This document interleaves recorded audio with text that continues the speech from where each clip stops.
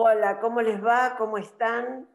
Hoy es un día muy especial para nosotras porque la mujer y el cine se engalana con la presencia, ni más ni menos, de una enorme directora española a quien la mujer y el cine admira, aprecia, quiere mucho y hace mucho tiempo que queríamos conversar con ella.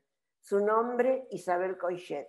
Seguramente ustedes vieron películas de ella, nosotras hemos pasado en el festival alguna vez su film, y va a estar Isabel acompañada por una vieja amiga nuestra, vieja lo digo por muchos años, solamente por eso, una gran amiga nuestra que es Cristina Andreu, directora de CIMA, y que está realmente muy ligada a la mujer y el cine, y para quien nosotros siempre tenemos palabras de mucho agradecimiento y de mucha solidaridad. Así que a Sabrina Farji, nuestra Sabrina de la mujer y el cine, directora, guionista, productora, la conocen. O sea que las cuatro estaremos conversando hoy con ustedes. Bienvenida Isabel, bienvenida Cristina. Hola. Hola, ¿qué tal? Hola. Hola.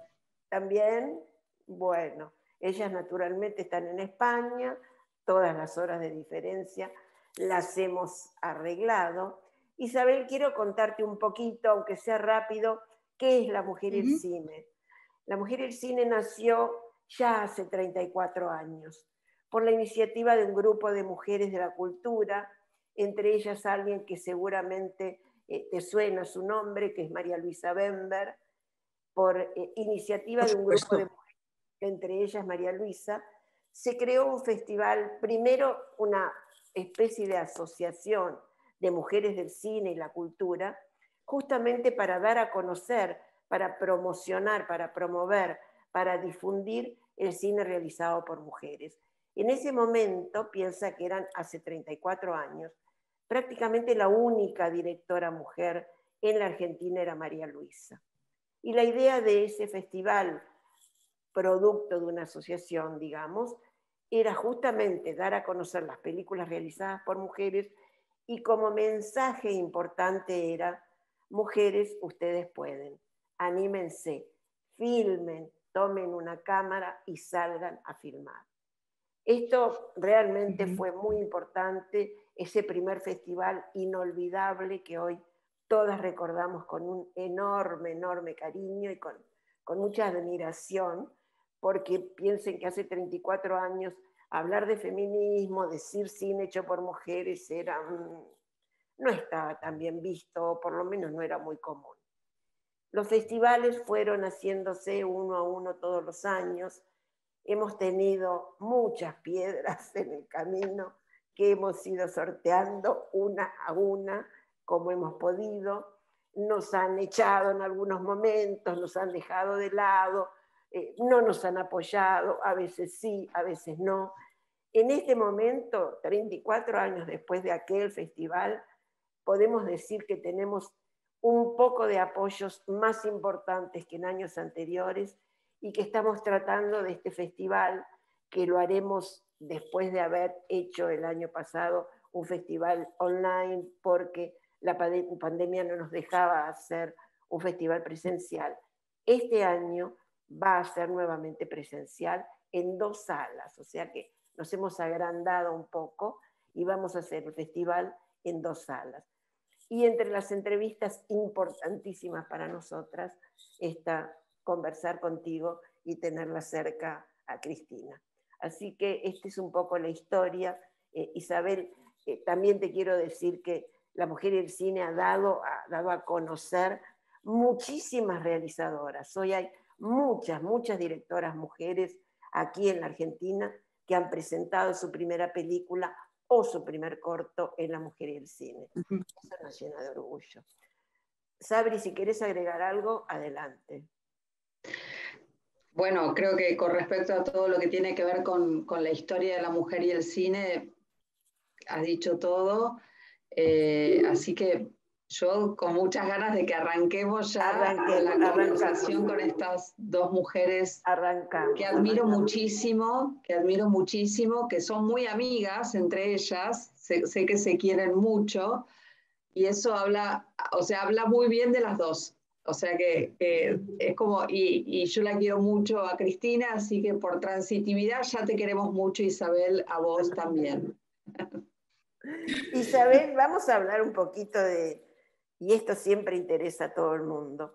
¿Cómo empieza Sí. Isabel? ¿Cuál es su primer acercamiento al cine? ¿De niña, de adolescente, por algún familiar? ¿Cómo fue? Bueno, yo vengo de una familia obrera por los dos lados. O sea, yo creo que he sido la primera persona de mi familia, tanto materna como paterna, que fue a la universidad. Y lo que sí, mi primer contacto en el cine fue a través de mi abuela, que era taquillera en un cine de barrio, en un cine que se llama Texas, que por desgracia acaba de cerrar, que está apenas a 5 minutos de mi casa, ¿no? Y nosotros, bueno, mi familia íbamos muchísimo al cine, mis padres no fueron de luna de miel, mis padres se casaron y fueron al cine. O sea, de alguna manera el cine siempre estaba presente, pero de una manera pues como una cosa muy cotidiana, ¿no? Porque mi abuela trabajaba en el cine, porque a mí a veces cuando mis padres iban a trabajar me dejaban allí. Y un poco la fascinación por el cine viene de ahí, que era una cosa pues muy naif, muy de, pues bueno, me preguntaban y yo decía, bueno, yo quiero hacer esto, ¿no?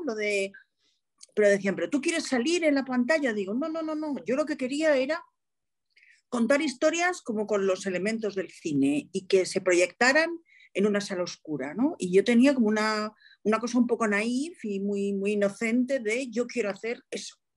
Y ese es mi primer y único relación, o sea, el único vínculo que tengo con el cine, con la industria del cine, por supuesto, ninguno. O sea, era como, no sé, yo siempre digo, y Cristina me ha oído muchas veces decirlo, ¿no? Que yo creo que mi carrera es un milagro porque en ese momento en España que una mujer decía que quería ser directora de cine y la gente se reía, pues es que no sé, yo no sé, a veces me preguntan, ¿y entonces tú cómo empezaste?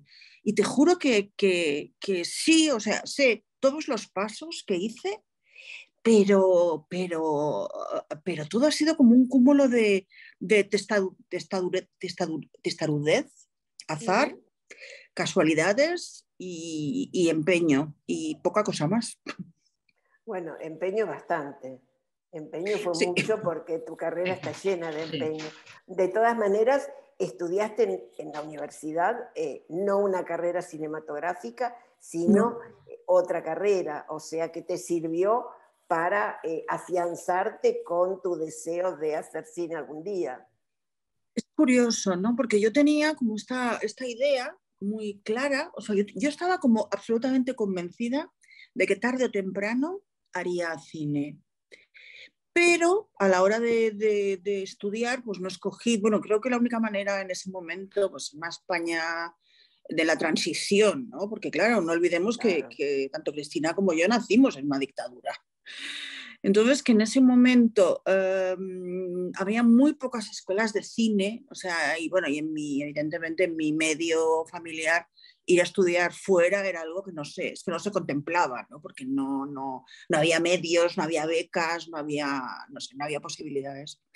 Yo siempre, eso sí, tenía una gran también fascinación por la historia. O sea, yo soy licenciada en historia porque de alguna manera ese mecanismo de por qué pasan las cosas que pasan siempre y qué podemos aprender del pasado y cómo podemos explicar el presente me fascinaba también mucho. Y de alguna manera pensaba que si estudiaba historia, pues que bueno, también de una manera absolutamente como intuitiva pensaba que tenía una relación con el cine, ¿no? con una formación humanística que yo creía que un director tenía que tener, ¿no? Porque antes de contar cosas, uno tiene que saber un poco dónde está en el mundo, por qué, bueno, porque sabemos que no hay respuesta a esa pregunta, pero tiene que saber un poco dónde está, ¿no? Y cuáles son las fuerzas que mueven las corrientes donde estamos, donde respiramos, donde trabajamos y donde vivimos. Y esa es un poco la relación con la historia. Luego, bueno, sí, terminé historia y bueno, yo tuve un inicio en el cine rarísimo porque empecé a trabajar en una agencia de publicidad, no porque me gustara la publicidad, sino porque era, bueno, es un trabajo que me ofrecieron de la nada, me pusieron a prueba, yo necesitaba un trabajo. Estaba en segundo de carrera y necesitaba trabajar porque ya veía que hacía falta en mi casa que trabajara, ¿no? Claro. Y bueno, en esa productora, en esa agencia, había una productora. Era una agencia que producía sus propios anuncios. Y entonces, bueno, yo empecé a husmear por donde estaba la productora, a ir a muchos rodajes, a robar material, porque como era esta cosa así un poco opulenta de la publicidad de ese momento, pues dejaban las latas de material, no las ponían en la nevera, ¿no? Y yo, pues, antes de que se estropearan, pues me las llevaba a casa, la verdad. Ahora lo puedo decir, que creo que el delito ha prescrito, ¿no? Ha prescrito, perdón. Y así, bueno, pues hice mi primer corto. Empecé a conocer a gente, pues eso, a un chaval que estaba empezando a hacer fotografía, tenía una amiga que era actriz, bueno, y hice un corto. Y paralelamente escribía muchos guiones. Y lo cierto es que en ese momento, porque piensa que Cristina y yo, en los años 80 y pico, en ese momento en España había una ley que favorecía realmente que se hicieran obras primas. Esa ley fue una ley que promulgó una directora de cine, Pilar Miró, una directora ya fallecida, que realmente, bueno, creían que había que darle una oportunidad a la gente. Y entonces, ese año, tanto Cristina como yo hicimos nuestra primera película. Bueno, la película de Cristina creo que estaba mucho mejor que la mía, la verdad. Yo tenía muchas ilusiones, muchas aspiraciones y mucho estar obsesionada con la figura por la silla, ¿no? Era como que de alguna manera mi fascinación por el oficio de director había tapado un poco como mis ganas de contar historias, ¿no? Y yo creo que es una película que está bien hecha, pero no es una buena película, ¿no? Yo creo que me pudieron las ganas y la ilusión y seguramente no estaba preparada para hacerlo, pero bueno, uno aprende de sus errores y yo creo que aprendí bastante. Aprendí que había que antes que hacer películas había que vivir un poco y esas cosas. Cristina, ¿estamos de acuerdo que no era una buena película? Bueno, vamos a ver, no voy a decir que es una buena película, lo siento mucho. Para mí no cuenta como la primera película de Isabel. Me parece que no está, pues a lo mejor le hacía falta eso, ¿no? Que es decir, vivir más, contar algo, que hay una parte que sí que tiene que ver con ella, pero no realmente para mí su primera película es la que se produjo ella años más tarde y yo creo que Cosas que nunca te dije, yo creo que esa es una película que realmente ahí ya está Isabel y ahí está como todo el cine empieza, aunque sean diferentes los temas, está lo que es el cine de Isabel ya en esa película, que es una película que a mí me maravilla, es una de mis películas preferidas, ¿eh? Que me parece que, pero a mí, no sé, a lo mejor supongo que porque me sorprendió tantísimo ver esa película, que además la vi un poquito en casa de Isabel porque nos conocimos, que tenía como un primer montaje y la verdad es que hay tantas cosas en la película que realmente me hablan, me parece que me hablan a mí. Yo creo que además ahí descubrimos que es cuando nos empezamos a hacer amigas que nos gustaba John Berger, el mismo tipo de literatura, el mismo tipo de cine. Entonces yo creo que esa película hay muchísimas cosas que para mí son muy importantes y que me han hecho ser como soy, bastante, gracias a esa película. ¿Y en qué año viene Cosas que nunca te dije? O sea, ¿cuánto tiempo pasó desde estos primeros pasos de la publicidad hasta poder hacerla? Pasaron casi 7 años. Ajá. Pasó mucho tiempo y bueno, yo tiempo. de alguna manera, como muchas mujeres, yo me culpabilicé de una manera brutal del fracaso de la película. No sé, me pareció que me habían dejado ver por una cortina un poco cómo trabajaban los dioses, que luego me habían expulsado del paraíso, de la dirección. Pero bueno, no sé, yo recuerdo que yo sentí que empezaba otra vez a hacer cine cuando hice mi primera película, ¿no? Sí que es verdad, como dice Cristina, que yo la sentí como mi auténtica primera película, porque era una película, pues eso, formalmente muy sencilla, porque fue una película rodada con muy pocos medios, encima en Estados Unidos, que ya era como, vamos a hacerlo más difícil todavía, ¿no? Claro. Pero yo me empeñé, me pareció bueno, que la historia que yo había escrito tenía sentido allí, además la había escrito allí, era un tiempo en el que yo vivía en Estados Unidos y mis referentes eran de allí y bueno, luché mucho por hacerla, puse todo mi dinero en esa película y bueno, no gané dinero, pero gané pues una carta de presentación de, bueno, esto es lo que puedo hacer y bueno, yo creo que es una película que ahora la veo y le siento mucho cariño por ella, ¿no? Porque es muy poética, es sincera, es torpe, no sé, y muestra un poco las cosas que me interesan, ¿no? Gente sola, gente vulnerable y que en situaciones hostiles, pero que a pesar de todo siguen adelante, ¿no? Y yo creo que de alguna manera el esquema de cosas que nunca te dije es algo que yo he utilizado otras veces, de una manera más o menos limitada, diferente, pero hay cosas en la película, ¿no? Incluso a veces cuando estoy escribiendo todavía me salen frases de esa película y cosas, y también una película muy libre, ¿no? Yo ahí me sentí mucho más libre que en mi primera película. Sentí que, además pensaba, bueno, no tengo nada que perder. Pensaba, ya me han criticado de todas las formas posibles, ya he caído tan bajo que no puedo caer más bajo. Así que ahora, pues si me apetece poner una voz en off que la gente no sepa muy bien a qué viene, o un monólogo de 5 minutos, o una mujer llorando en un supermercado porque le ha faltado el helado, su helado favorito, pues lo puedo hacer. Por lo pones claro. A mí puedo decir una cosa. ¿Eh? Sí, claro. ¿Puedo hablar? No puedes.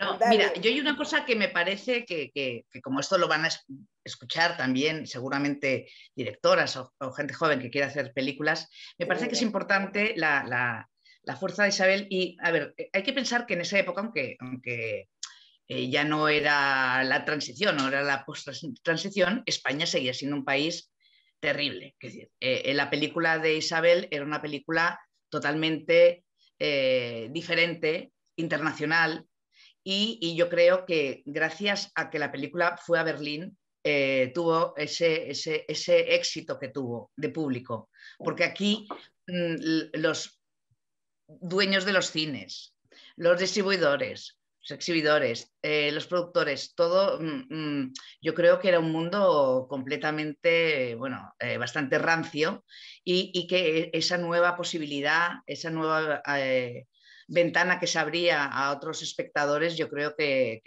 era difícil de que la entendieran. Y yo creo que Isabel, menos mal que en Berlín tuvo mucho éxito y eso ya sirvió para que le dieran un nombre. Por eso lo digo un poco para que si lo van a escuchar luego chicas que quieren, que perseveren en el sentido de que pueden encontrar que a veces es difícil, estamos en un mundo, y Isabel y yo lo seguimos hablando, que el machismo sigue imperando, que no es lo mismo la carrera de una mujer que la de un hombre, y es decir, que perseveren porque realmente es mucho más difícil y Isabel, menos mal que llegó a tener enseguida un público internacional y un público que tenía otra mirada, ¿no? Es que la perseverancia de alguna manera es, como yo te decía, les contaba al principio, cuando María Luisa decía, hay que animar a las mujeres a que se atrevan, a que osen, es también lo que tiene que ver con alentarlas a que hagan un trabajo que estaba todavía en manos de los hombres prácticamente, que hoy sigue en cierta medida, pero debemos reconocer que hemos dado pasos hacia adelante. Sabrina, vos podés decirlo perfectamente, ¿no? Sí, dimos pasos, pero falta un montón. Ay, sí, Falta eso es cierto. muchísimo. A mí me gustaría recordar, y invito a todos y todas los que ven este reportaje, que relean el discurso increíblemente hermoso e inspirador que diste cuando recibiste el premio Isabel en San Sebastián, que hablabas de abrazarse en la niebla, ¿no?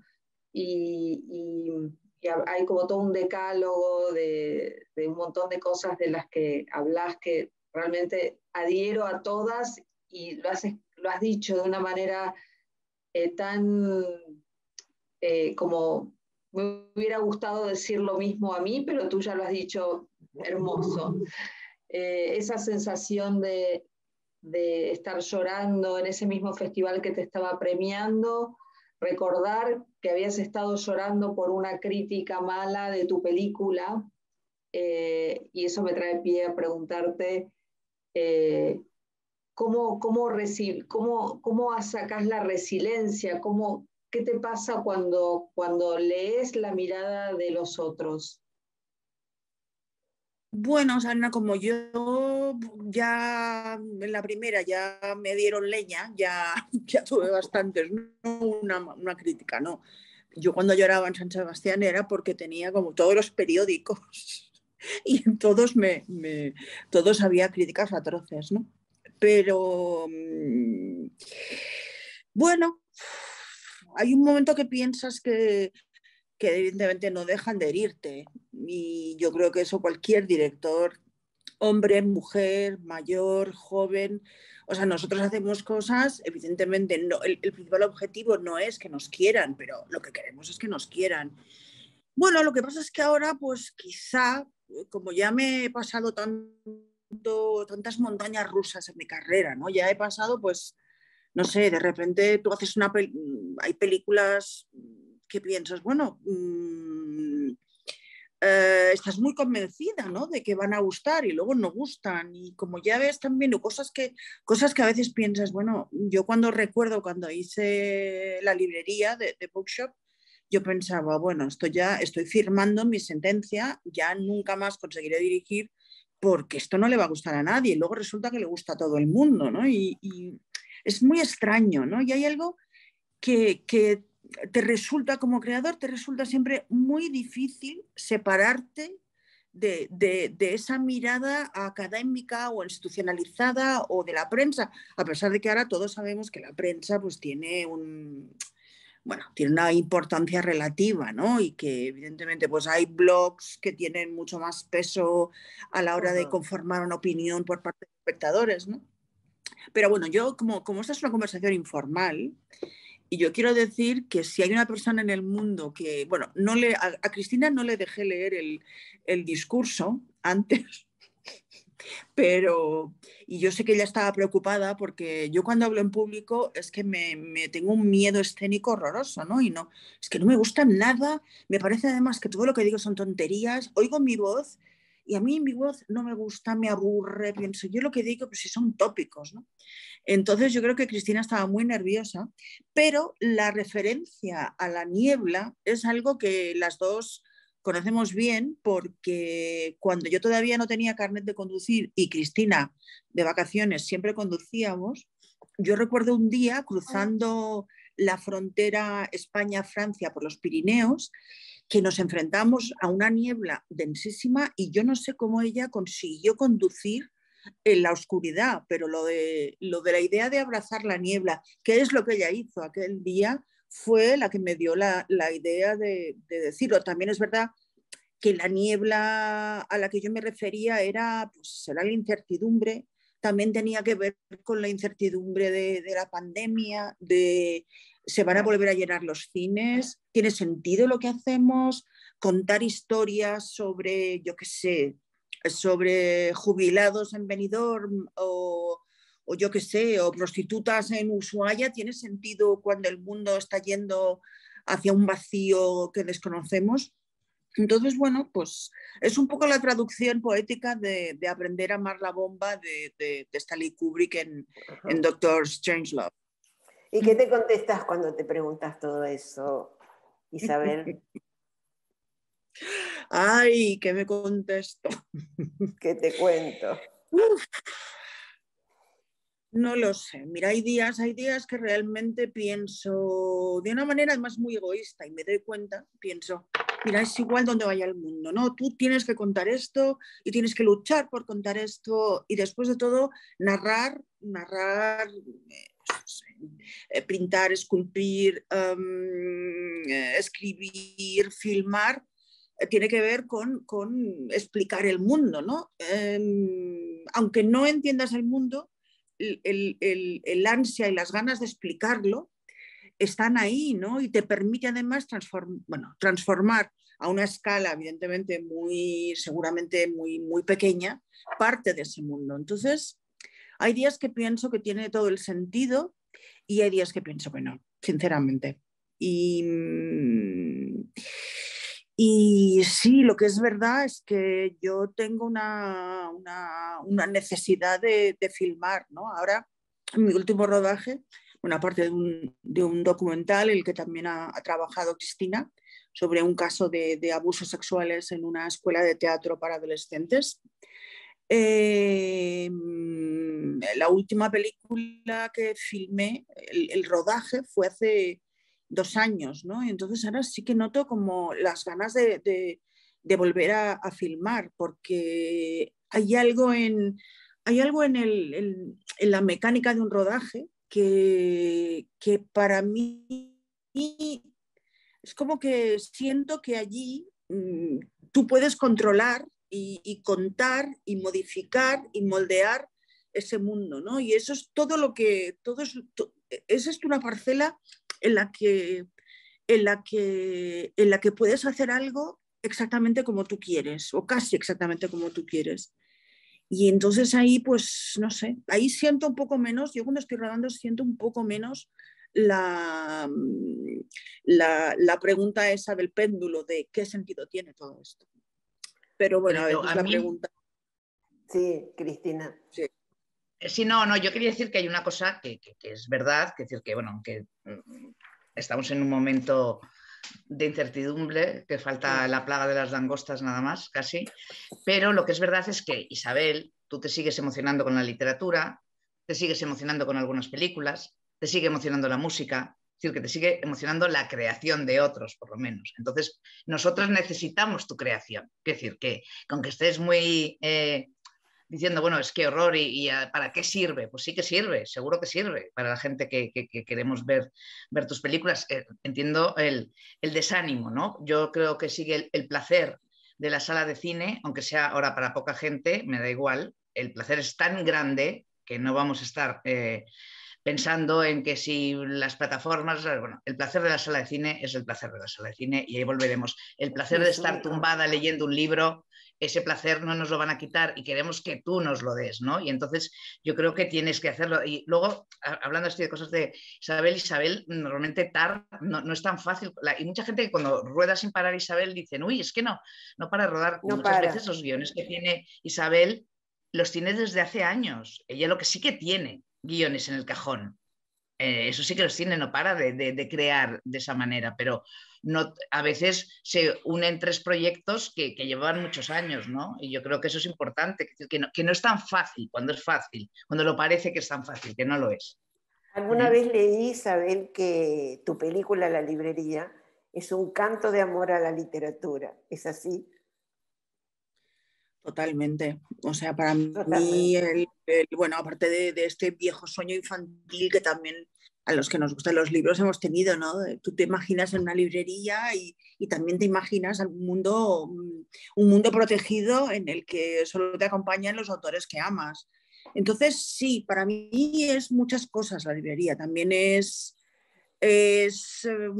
como de repente un sistema, incluso a un nivel de un pequeño pueblo, queda perturbado cuando alguien hace un amago de escaparse al orden establecido, ¿no? Cuando alguien, frente a las fuerzas vivas del pueblo, hace algo diferente, algo incluso tan modesto como una librería, y como eso, evidentemente, pues firma su sentencia, ¿no? Y bueno, pues no sé, es un personaje de Florence Green. Bueno, la película está basada en una novela de Penélope Fitzgerald, que es una mujer que empezó a escribir a partir de los 60 años, ¿no? cuando ya pues, todas sus obligaciones caseras habían terminado. Una mujer muy, muy, muy interesante.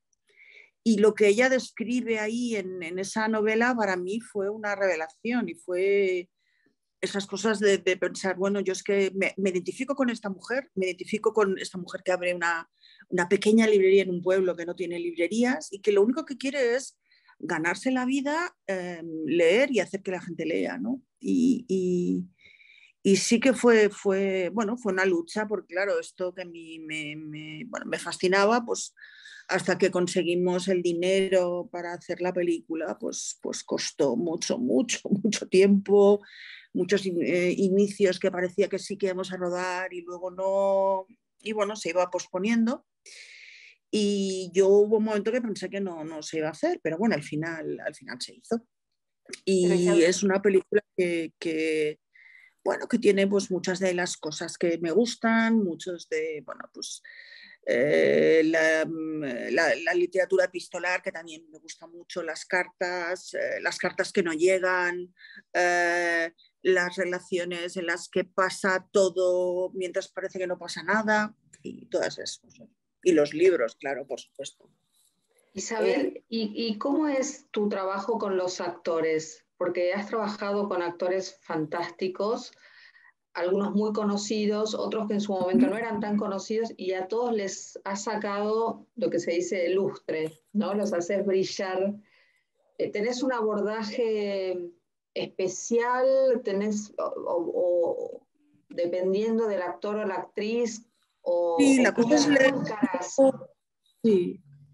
La cosa es leer un poco quiénes son, ¿no? Quiero decir, qué método, cómo se van a sentir más motivados. Pero yo parto realmente a partir del casting, ¿no? O sea, yo pienso que bueno, me puedo haber equivocado, evidentemente, alguna vez con el casting de alguna película, pero normalmente cuando le escojo y pienso y veo un actor que pienso que es este, pues normalmente no me equivoco, responde bien a lo que yo quería.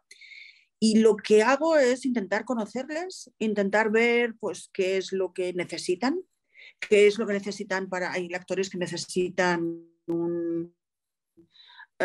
pues eso, un coaching total y directo, y necesitan que les digas cómo hay que moverse y cómo hay que decir. Otros actores necesitan libertad, y yo procuro darles simplemente a cada uno lo que necesita, pero tampoco es que no hay un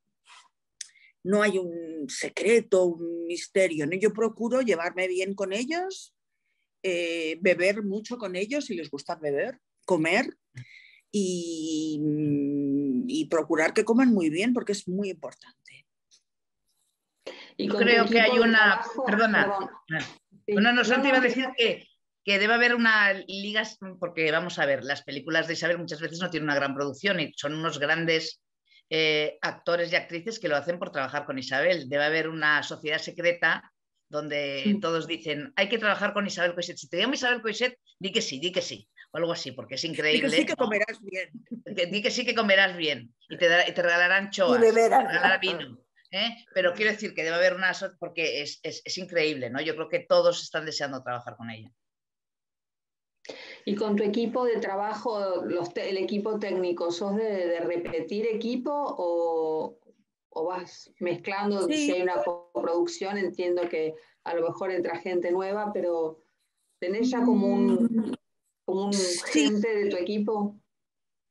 Sí, yo creo que, vamos a ver, yo creo que ya estamos en un momento en que la mayoría de la gente, o sea, los directores y directoras de fotografía hay gente buenísima, art directors, decoradores, hay gente muy buena. Entonces yo al final escojo pues la gente que tenga mejor humor, que se lo tome muy en serio, pero tampoco de una manera, o sea, la obsesión tampoco me parece buena, ¿no? O sea, creo que me gusta la gente que trabaja de una manera, con los actores también, ¿no? Me gusta la gente relajada, porque además creo que solo desde el relax se puede trabajar bien. O sea, a mí torturar a la gente del equipo y gritar y todas estas cosas es que no me va. Bueno, a veces sí, a veces hay que pegar un grito, pero vamos, una vez en cada rodaje, no más. No, yo creo que, bueno, una de las personas con la que más he trabajado es un director de fotografía francés, Jean-Claude Larieux, porque me parece, además de un gran director de fotografía, una persona excepcional. Me parece una persona con un alma muy, muy, muy particular, con una manera de afrontar el trabajo casi, casi poética. Es un hombre muy mayor, pero yo le digo, yo en cada rodaje le pregunto, bueno, pero tú todavía tienes ganas de, porque tiene más de 80, digo, ¿tú tienes ganas todavía? ¿Te apetece? Él me dice, sí, no te preocupes que el día que no, te lo diré. Te lo voy a decir. Todavía no te lo dijo. Muy bien, nos repartimos muy bien el trabajo. Yo hago siempre la cámara de mis películas, él hace la luz y tenemos un sistema, pues eso de yo hablo con el equipo de cámara, él con el equipo de luces y trabajamos de una manera muy, no sé, muy a gusto y yo creo que él ha intentado en cada película recrear un mundo diferente, ¿no? No ha intentado imponer su luz o su estilo, sino realmente lo que cada historia ha necesitado. Isabel, estaba leyendo entre todo lo que leí sobre ti todos estos años, que en algún momento filmaste un diálogo de un periodista español con el juez Garzón. Me interesó mucho eso porque sentí que vos tenías la necesidad de que se sepan cosas de Garzón, que si bien fue un juez que en su momento fue tan glorificado, digamos, sé que también hubo un momento en que se lo vituperó y se lo trató bastante mal. ¿Por qué esta necesidad de filmar todo este diálogo con Garzón? ¿Qué pasó? Bueno, es justamente en ese momento, cuando lo filmamos, Garzón era un hombre que era constantemente atacado desde todos los periódicos, desde toda la izquierda, la derecha, la extrema, o sea, era algo tremendo, ¿no? O sea, y yo creo que para mí su ejemplo es el de una cosa que en España pasa mucho, ¿no? Que es que cuando alguien pues bueno, toma un protagonismo excesivo en cualquier campo, pues hay como una ola de vamos a cargarnos y a desautorizar a esta persona. Entonces era un poco muy fuerte lo que ocurrió con él. Y para mí es una persona, primero, yo admiro mucho lo que hizo. Yo creo que él, todo lo que hizo es, bueno, hay muchísimas cosas, ¿no? Pero o sea, el caso Pinochet, esa decisión de repente decir vamos a ir por él, es una decisión que cambió la historia de la justicia. O sea, hay un antes y un después. Y entonces, bueno, yo pienso que es una persona que evidentemente que ha cometido errores, sí, pero yo creo que las causas por las que se le imputaron, las causas por las que dejó de ser juez, yo creo que no ha habido en la historia de la justicia internacional alguien al que de repente pues ha habido evidentemente ha habido otros jueces juzgados, pero con la dureza y la saña con la que se fue a por él, me parecieron absolutamente injustas, ¿no? Y bueno, el documental se llama Escuchando al juez Garzón, fue una grabación de una conversación Y yo creo que si uno lo ve ahora, evidentemente pertenece a una coyuntura determinada, pero si lo ves ahora, no sé, hay algo bueno, que tiene que ver también con la librería, ¿no? No vale que una persona destaque en esto, tenemos que buscar todas las maneras posibles para que deje de destacar, ¿no? Y también, bueno, me pareció que era algo que sentía que quería hacer. No sirvió para nada porque a él, esto fue antes de que dejara le despojaran de su oficio, de su carrera, de su cargo. Y bueno, pero bueno, es una persona que creo que ha reaccionado de una manera muy, muy admirable a eso, a lo que le hicieron, ¿no? Y tú hablas con él, es una persona que no siente rencor, y yo siempre digo que le admiro mucho esa falta de rencor que tiene. Isabel, el cine muchas veces sirve a causas políticas. En este caso, mostrar un poco el Garzón verdadero es una, pero a lo largo de tu carrera has hecho otras películas, otros documentales, yéndote un poco de la ficción y tomando temas que tienen que ver con actualidades muy ardientes. El tema de la violencia o las violaciones es uno de ellos. ¿Cómo te paras vos frente a estos temas?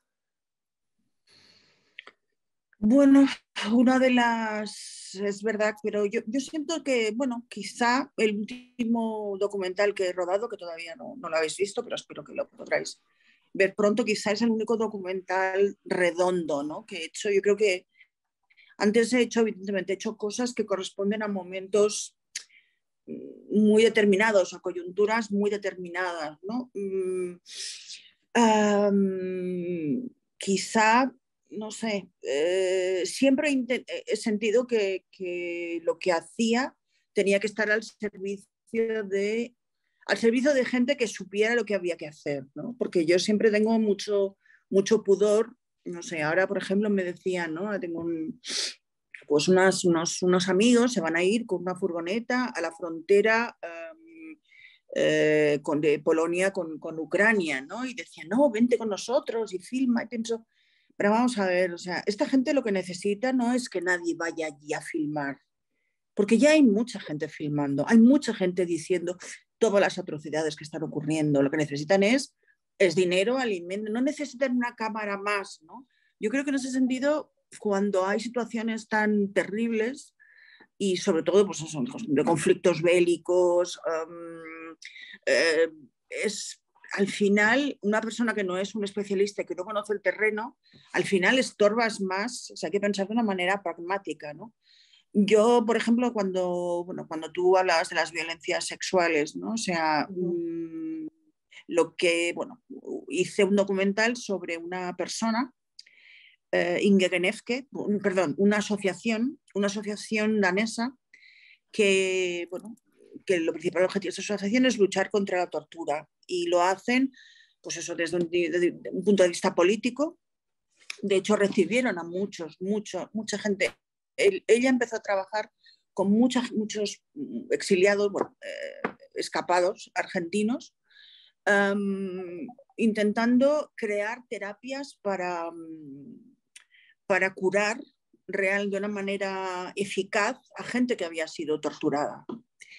Y esta mujer también, tuvo y esta asociación tuvieron en la guerra de los Balcanes, cuando terminó la guerra, trataron a muchísimas mujeres violadas, ¿no? Y mujeres, sobre todo, pues eso, que a fruto de la violación habían tenido hijos.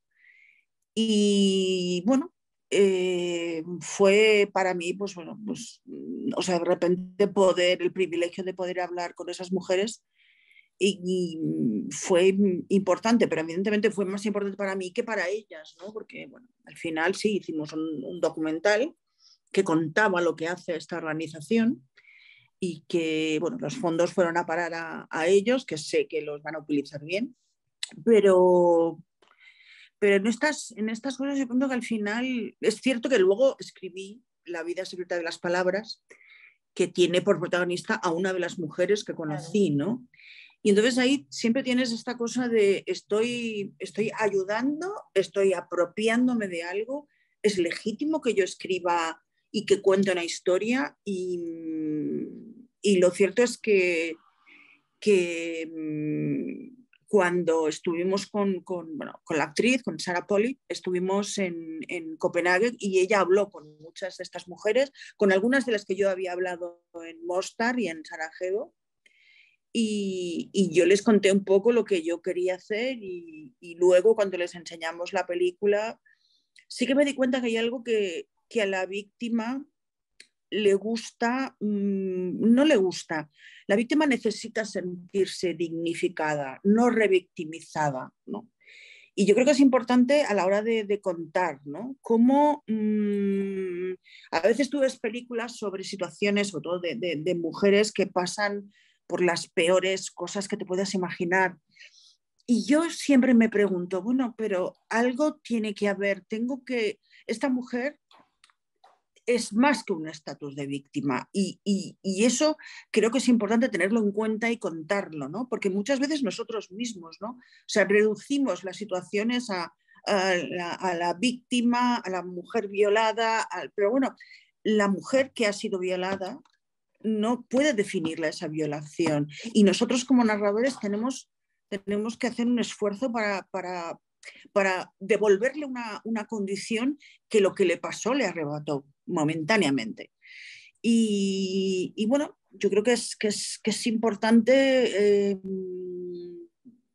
saber dónde estás, saber qué va a ser mejor también, no solo para tu película, tu historia, tu documental, sino qué va a ser mejor para esas personas, ¿no? Y bueno, son cosas que siempre me pregunto, ¿no? En el caso en este caso de que Cristina conoce bien el documental que hemos terminado sobre este caso de abusos sexuales en una escuela de teatro para adolescentes. Para mí lo que me movió sobre todo fue contar primero que los abusos no tienen que acabar necesariamente contigo, que hay una vida más allá de eso, que es posible también, y es algo que estamos viendo mucho en los últimos tiempos, situar el abuso desde y descifrar el abuso desde la adolescencia hasta ahora, ser consciente de lo que ha pasado, qué mecanismos te han llevado a ello, cómo el depredador te ha utilizado y a partir de ahí tirar para adelante y tener otra vida. Y una de las cosas y también ser consciente, que es algo que yo creo que ahora está en el aire, ¿no? Que el hecho de denunciar al abusador, y por ejemplo, hay unos libros de una autora argentina que me parecen muy interesantes. Es esta autora que ha escrito ¿Por qué volvías cada verano? No sé si la conocéis. Sí. Bueno, es una chica que ha escrito un caso de un militar tío suyo que abusó de ella durante una serie de veranos, ¿no? O sea, y ahora ha escrito la segunda parte donde habla de qué es a lo que te enfrentas cuando denuncias, ¿no? Que es también importante saberlo. Y porque muchas personas piensan que uno va a denunciar y de repente va a ser aquello ¿no? Te van a recibir con banderas y luces y no es así. No es así. ¿Y qué les pasa a esas mujeres cuando se ven a sí mismas en una pantalla? La verdad es que, yo hasta ahora mi experiencia ha sido buena, ¿no? Yo he hecho el documental muy cerca de ellas, siempre respetando sus límites, respetando hasta dónde querían contar, no incidiendo también en el mundo lágrima, no incidiendo en el mundo... porque yo creo que llorar está muy bien y es fantástico, yo lloro muchísimo, pero las lágrimas no sirven para nada. Hay un momento, narrativamente, sirven poco. De hecho, a mí no me gusta poner a personajes llorando, me gusta contar personajes que lloran a pesar de ellos, que intentan reprimir las lágrimas. Creo que eso es mucho más interesante. Entonces, en ese, bueno, lo acabamos de terminar el documental y evidentemente lo hemos pasado a las 7 chicas, o al principio eran 9, hubieron 2 que se retiraron, y las 7 chicas han reaccionado muy bien y yo creo que, yo siempre digo, yo les he dicho que esto es una herramienta, ¿no? Que este documental lo tienen que hacer suyo y a partir de ahí crear un diálogo con las nuevas generaciones que tienen exactamente la edad que ellas tenían cuando los abusos ocurrieron, 14, 15 años. Perdona, voy a decir cómo se llama por si alguien se queda. Sí. Belén López Peiró. Belén López Peiró se llama la escritora argentina. La escritora. Sí. Belén López Peiró, porque si lo queréis luego editar. Claro, sí, seguramente vamos a buscar el libro. Isabel, todo esto que tiene que ver con temáticas como de pronto pueden ser la violencia, la violación, el aborto también, filmados, o sea, filmar a mujeres que les ha pasado estas cosas, luego llevarlas a la pantalla para ser difundidas y para que la gente la vea. Sirve, y cuando digo sirve, uso una palabra que tal vez no es la justa, pero ¿qué les pasa o qué les llega al público que puede ver esto y cómo a la persona que ha vivido esto puede o no puede ayudarle a elaborar de una manera distinta o por lo menos ayudarle a elaborar? Yo siempre me acuerdo que Primo Levi, cuando salió de un campo de concentración en el Holocausto, algún día dijo: yo durante 10 años no pude hablar, no pude contar, no pude escribir. El hecho de sí poder escribir o sí poder contar y sí poder hablar, ayudado por alguien que te da las herramientas para que lo hagas. Esto es bueno, esto sirve, esto da la posibilidad de que los que están viendo y escuchando puedan entender mejor. Sí, y yo creo que sí, que sirve absolutamente. Pues en el caso del aborto estamos viendo últimamente pues, películas muy importantes, como la película que ganó en Venecia, ¿no? El acontecimiento que está basado además en una autoficción, en una memoria real de la escritora Annie Ernaux, que es una película que pone realmente en la piel de una mujer que tiene que abortar y encima en un momento hay unas condiciones durísimas y en un momento y en un país teóricamente civilizado como es Francia. Y en cuanto a el sentido de las víctimas viéndose en la pantalla, yo creo que gracias a muchos documentales que están saliendo con historias de casos reales, nos damos cuenta de hasta qué punto las leyes sobre la prescripción son absurdas, ¿no? Porque el tiempo en el que una víctima consigue hablar, consigue contar, es algo que no se puede medir, ¿no? Hay pues estas chicas, por ejemplo, de documental han tardado pues 10, 12 y 15 años en poder hablar de lo que pasó. Estamos viendo pues, muchos casos de chicos y chicas abusados por miembros del clero, sí, por la iglesia, que han tardado muchísimo. Entonces, claro, ¿qué ocurre? Cuando pueden hablar, cuando pueden formular lo que les ha pasado, el delito ha prescrito, con lo cual no tienen una compensación en el sentido de ver juzgado a la persona que abusó de ellas, ¿no? Y de alguna manera aquí también hay una dualidad, porque de alguna manera el documental, ¿no? La pieza, la expresión audiovisual de eso, de alguna manera es una compensación, que eso también nunca compensará pues, el hecho de que se haga justicia, ¿no? Pero, por ejemplo, en este documental que hemos hecho con Cristina, hay algo que es que en estos momentos la persona que abusó de esas chicas está trabajando en otra escuela de teatro en Brasil, porque en España el delito, cuando ellos denunciaron, había prescrito. Entonces, de alguna manera, yo, una de las cosas que me parece importante del documental es al menos, pues este hombre no le van a juzgar por las cosas que pasan en España, pero al menos si sirve para avisar en Brasil en este momento que esto puede pasar, que este hombre ha hecho esto, pues para mí ya tiene sentido, ¿no? el documental.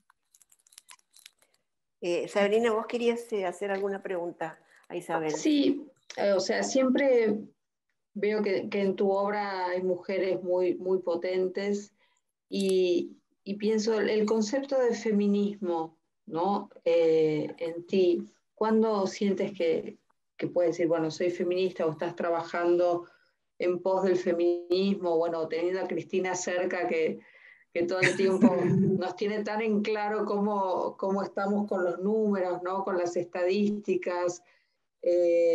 ¿Cómo es que aparece el feminismo en vos, así, en conciencia, digo, porque a lo mejor cuando recién empezaste eras feminista, pero no lo sabías, ¿no? Yo es que creo que desde pequeña tenía tan claro que ser mujer era mucho más difícil que ser un hombre. Es que era un instinto como...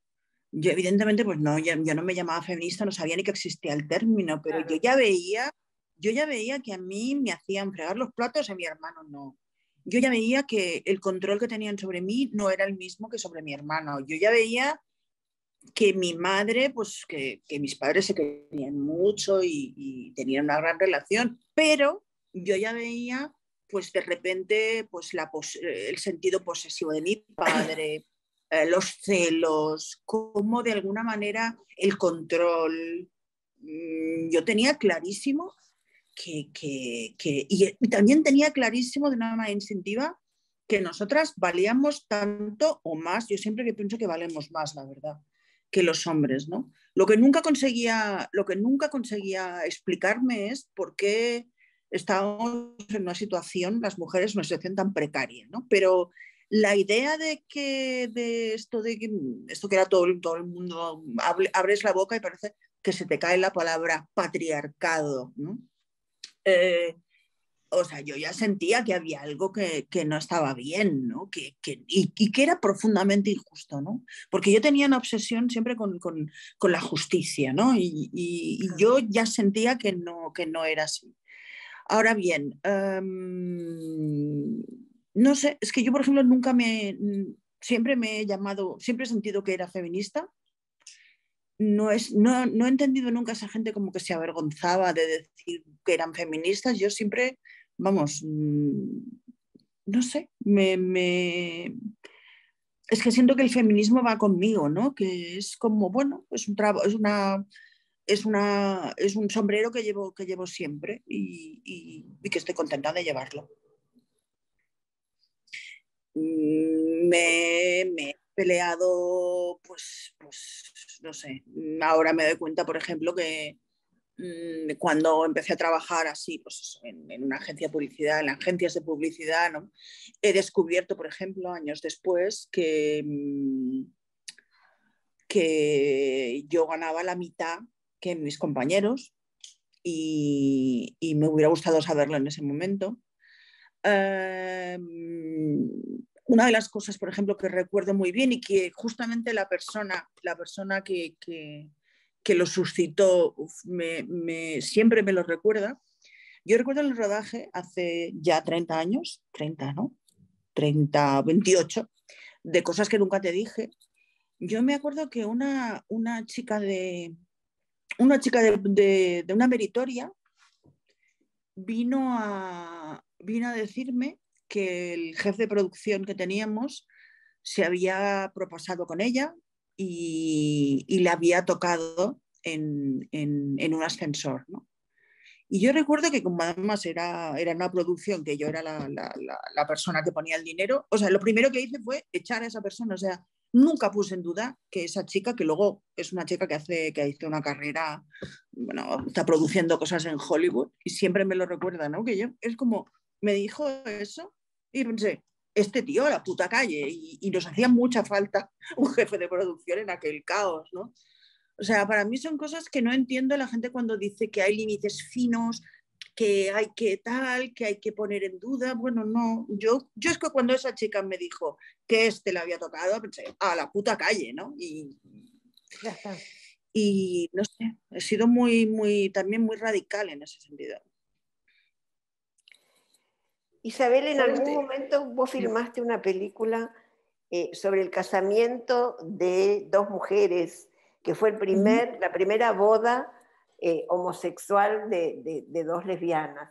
Contame cómo llegaste a conocerlas, porque eran ellas, o sea, fue un documental. No, ella no, fue una película, una reproducción, es una película que se puede ver en Netflix, que se llama Elisa y Marcela. Ajá. Y no, es una historia real que pasó en Galicia en 1901, que te imaginas la sociedad española, católica, encima en un medio como Galicia, un medio muy rural, muy primitivo. Y fueron dos maestras que se enamoraron y que la única solución que encontraron para estar juntas es que una de ellas se disfrazara, se hiciera pasar por un hombre y un cura, un obispo las casó. Descubrieron que la otra era que Elisa se había disfrazado de hombre y las metieron en la cárcel, las persiguieron, huyeron a Portugal, allí las volvieron a meter en la cárcel. Luego dicen que consiguieron escapar y llegaron a Argentina. Y ahí pues hay muchas versiones de la historia porque hay muy poca información sobre la historia. Y bueno, yo escribí un poco la aventura de estas dos mujeres porque me fascinó. O sea, vi una foto real, su foto de casamiento, y me pareció que es una cosa totalmente, increíble, insólita. Me hubiera gustado también entender cómo pensaron que podían llegar tan lejos, ¿no? en esas ganas de estar juntas, ¿no? Y me pareció una gran historia de amor. ¿Y qué pasó cuando la mostraste? No. Bueno, tardamos mucho en hacerla porque, bueno, esas cosas.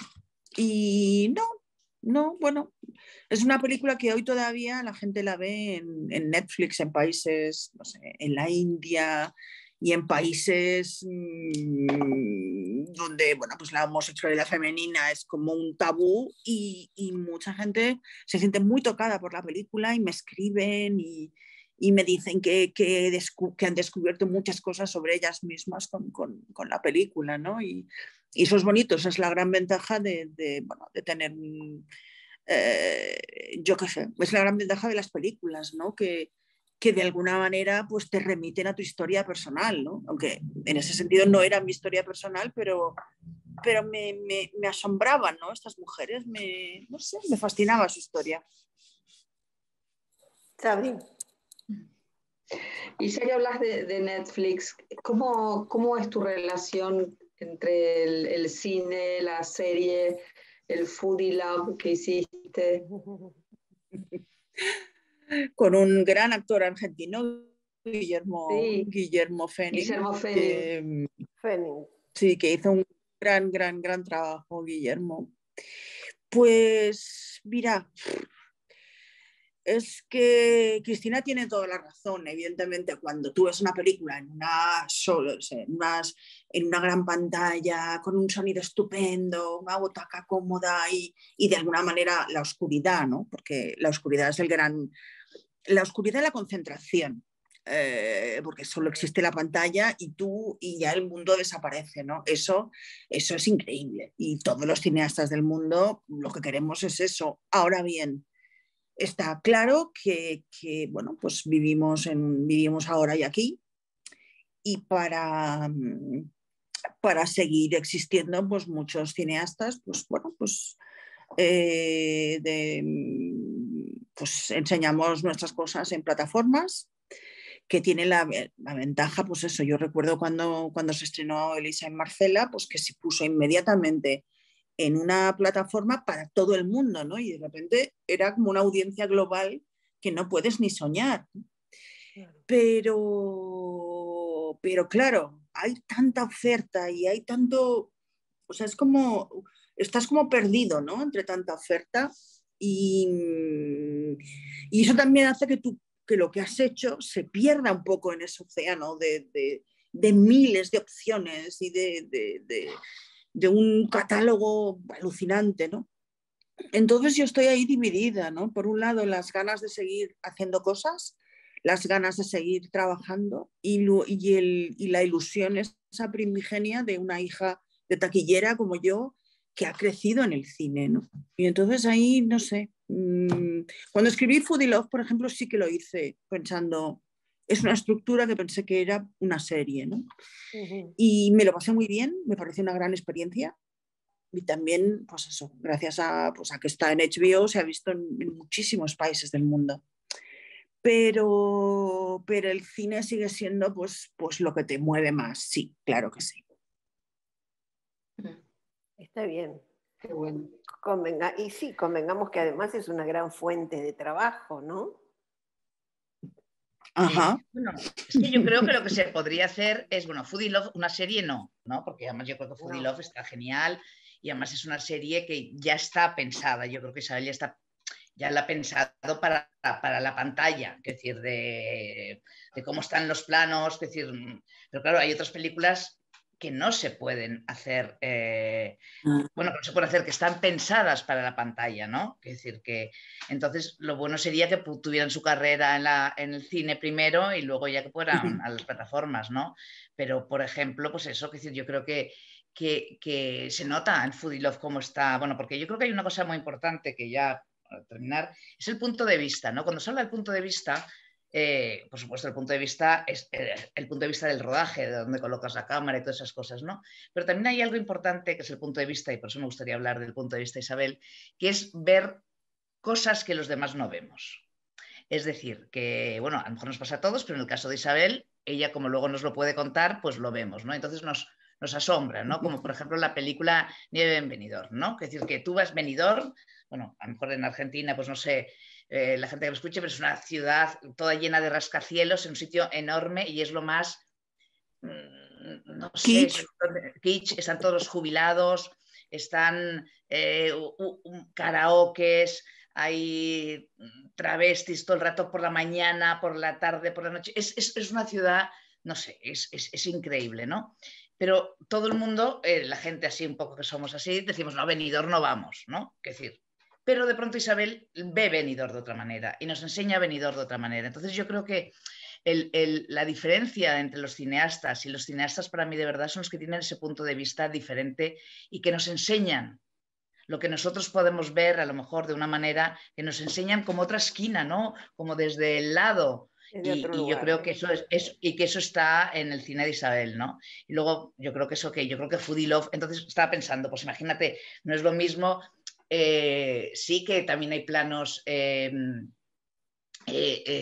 cortos en muchas de tus películas, pero te quiero decir que la sensación, por ejemplo, de la plataforma petrolífera no es para televisión, ese plano. Es decir, que luego si la ves, sí, ¿no? Pero es decir, que Foodie Love yo la notaba que estaba muy bien para televisión, está muy, muy concentrada, ¿no? Como están todo el rato juntos, casi siempre, y están en los planos más en Roma o en no sé qué, pero siempre hay una sensación no sé por qué, si le hiciste así o no, pero como que sí que está pensada para que se vea en televisión. Bueno, así que la planificaste ser, ¿no? de otra manera, ¿no? La planificaste de otra manera. Claro, así debería ser realmente. Cine, y para plataformas es otra cosa. Sí. Digo, es muy difícil. Nos pasa ahora que cuando vemos películas que han sido hechas para el cine y de pronto las vemos en la pantallita pequeña de un ordenador, nos damos cuenta que hay algo que no nos termina de cerrar. Sí. Sí, pero es así. Y sobre todo o sea, a mí me costó mucho, ¿no? Yo me acuerdo cuando pues yo había escrito Elisa en Marcela como, bueno, como una película, ¿no? Pero bueno, también la única gente que apostó por la película fueron la gente de Netflix, ¿no? Que también es un mérito suyo. Y bueno, pensé, pues entre no hacerla y hacerla para una plataforma, pues la voy a hacer para una plataforma. Claro, es que yo tengo perdonad, es que yo Elisa Marcela la he visto en una gran pantalla en Berlín. Entonces, Ah, para mí, yo no la he visto en plataforma. Entonces, quiero decir que para mí es una película de cine. Quiero de decir que, cine. en cambio, Foodie Love no. Foodie Love no la he visto en una pantalla. Claro, la he visto, bueno, la he visto en la pantalla del televisor, ¿no? Entonces, para mí hay esa diferencia. Para mí, Elise y Marcela es una película. Bueno, qué bien que la había visto tanta gente, qué bien que Netflix la produjera, pero yo veo a Elisa y Grande, Marcela enorme, grande, en en grande, pantalla, en en grande, en pantalla, grande. claro. Claro, claro, es que yo la vi en Berlín, claro. Por eso tengo he tenido esa confusión, ¿no? Berlín ama a Isabel, tengo entendido. Isabel, Eso es lo que me han y- dicho, ¿no? Que te trata muy bien el Festival de Berlín. Sí, bueno, hasta ahora sí. Otros festivales Ahora también, cada pero vez Berlín Isabel, te quiere. vos decís Sí, que cuesta mucho levantar una película, ¿no? Que lleva mucho tiempo el conseguir los fondos entre una película y otra. ¿Ahí es donde sí. vos escribís un guión o escribís dos guiones al mismo tiempo? ¿Cómo ordenás ese deseo? Bueno, pues, me cuesta, o sea, es difícil escribir cuando no tienes un encargo o cuando ya piensas que lo que tú quieres escribir pues no es lo que se lleva o lo que la gente quiere o que los productores esperan, ¿no? Entonces, bueno, a veces hay que forzarse y a pesar de todo, pues ponerse ahí a intentar centrarte en lo que tú quieres y no lo que nadie espera, ¿no? Pero es verdad que yo creo que esta pandemia además lo que ha conseguido es que las diferencias entre las películas sean cada vez mayores, ¿no? O sea, está claro que tú ves, pues no sé, las películas más taquilleras siempre han sido las películas de superhéroes, ¿no? Pero es que ahora el otro cine, el cine que me gusta más a mí, más interesante, más personal, cada vez tiene un público más reducido, cada vez tiene más dificultades para llegar a la exhibición y está claro que esta pandemia ha todavía separado más, ¿no? los espacios para las películas. Pero bueno, contra viento y marea uno tiene que hacer lo que tiene que hacer, ¿no? O lo que quiera hacer. Y bueno, prefiero pensar en las posibilidades más que en las dificultades y me voy a centrar en eso. O sea, ¿te Isabel, sentás a escribir todas las mañanas? ¿Te sientas a escribir? No. no. No, me encantaría, pero no tengo, no, soy débil, soy débil. Soy una persona débil incapaz de construir una rutina, ¿no? O sea, el último guión que he escrito lo escribí, bueno, he tenido meses para escribirlo, pero al final tenía un deadline y lo escribí pues las últimas 2 semanas del deadline porque llevaba 6 meses con él y no me costaba, ¿no? Pero bueno, al final, como había que entregarlo, pues lo escribí. Pero Isabel soy está... fatal, o sea, yo en ese sentido puedo dar muy... ¿Sí? No, te decía que estaríamos terminando, pero me gustaría, y dado que nuestro festival convoca a muchas chicas jóvenes, a muchas jóvenes Uh-huh. directoras, ¿qué les dirías si en este Pues, momento las tuvieras enfrente? pues les diría que son muy afortunadas porque están empezando a hacer cine en un momento muy bueno para las mujeres directoras, guionistas, directoras de fotografía, ¿no? Creo que es una edad de oro que ojalá dure y que gracias a gente como Cristina estamos aquí, tenemos no demasiadas, bueno, una visibilidad que hasta ahora no existía, unas posibilidades que hasta ahora no existían y les diría sobre todo que aprovechen mucho este momento por si viene otra ola de conservadurismo y tenemos que volver a la cueva. Yo les agradezco mucho, Cristina, te agradezco mucho a vos porque nos acercaste de este modo a la mujer y el cine a Isabel, que era un viejo sueño. Y espero que si tenés ganas en mayo, que es nuestro festival, nos acompañes. Isabel, sé que estás muy ocupada y invitarte desde ya lo estás. Debe ser difícil cumplirlo, pero a lo mejor algún festival nuestro de la mujer y el cine puedas Venga, acompañarnos. ojalá. Ojalá. Ojalá, tengo muchas ganas de volver a Argentina. Hace mucho tiempo que no voy y a lo mejor estoy ahí antes de lo que pensáis. Ya verás. Te esperamos. Avísanos. Venga, muy Vale. bien. Bueno, pues nada, encantada. Gracias, gracias Dios. Sabrina y muchas gracias. Nos vemos muy Ana pronto. María. Ana María, no, al gracias. contrario. Gracias a ustedes. Muchas gracias. Dios. Todas. Gracias. Adiós a todas.